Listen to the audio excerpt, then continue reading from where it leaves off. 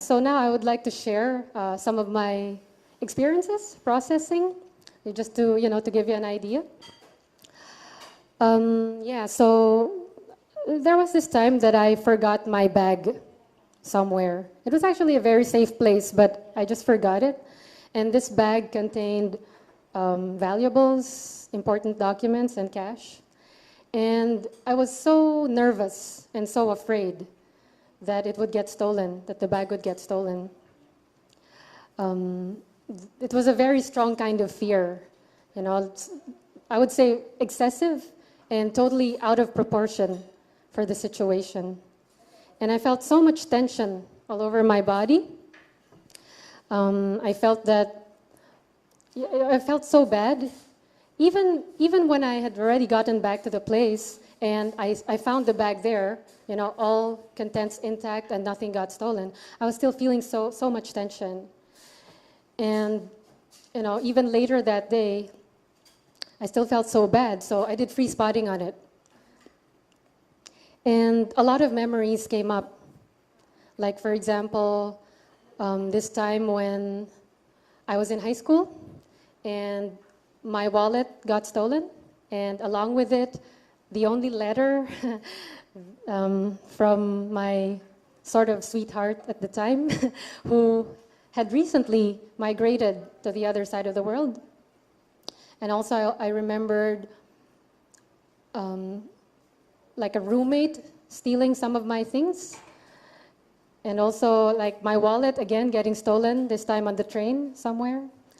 And I also remembered when I was a kid and a favorite cassette tape of mine went missing. And I knew that I had left that tape in my dad's car. And somehow I had this feeling that it had ended up in my dad's other family's house. And the next thing that came up while I was processing was this feeling that my dad got stolen from me. They got taken away from me and from our family by another woman. And so at that time, I finally understood, not just mentally, but really deeply understood why I had this strong fear of losing people and losing things. It's because someone who was so important in my life was taken away from me when I was a kid. And then going back to the bag, I also, I was afraid that if the bag would get stolen and the important documents would disappear, that I would have to do a lot of work replacing the documents. And so I was also reminded of the time when, my mom died and I had to do a lot of paperwork afterwards while grieving.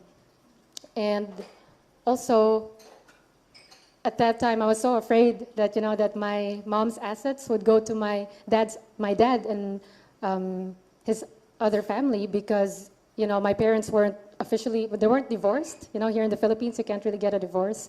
And so that time was really so tough for me. It was a lot of anger and fear and sadness all mixed in. And so, those are the things that came up and many other things while I was processing. And at the end of this session, I felt so much lighter and relieved. And actually, I had already processed other things related to my abandonment wounds, like not just my dad leaving our family or my mom dying, but also things that I had no memory of. For example, when I was a kid, 2 or 3 years old, my dad went abroad to work.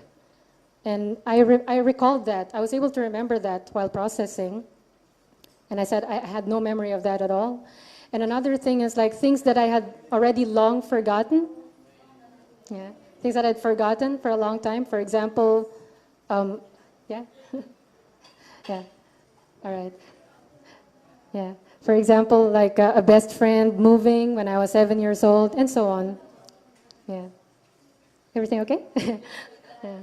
And then, apart from that, I've also processed not just obvious traumas, like the deaths of loved ones, but also less obvious traumas.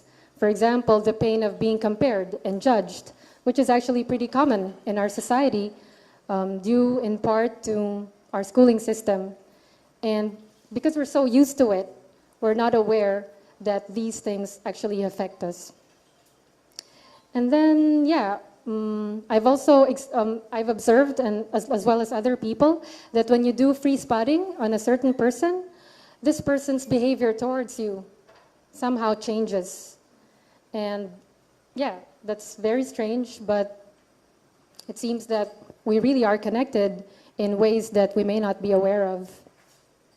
And I've done free spotting on other things as well, like yeah, being hit with a belt when I was a kid, you know, being punched, feelings of not being good enough, and so on and so forth. Also very stressful moments. So, ah, is there, is there an earthquake?